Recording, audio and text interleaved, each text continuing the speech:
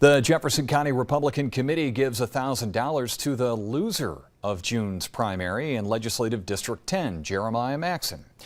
Maxon launched a write-in campaign after the Republican winner, Chris Bolio, was named in a civil lawsuit alleging sexual misbehavior while he was the head of St. Lawrence County's Human Resources Department about a decade ago. Bolio denies the allegations.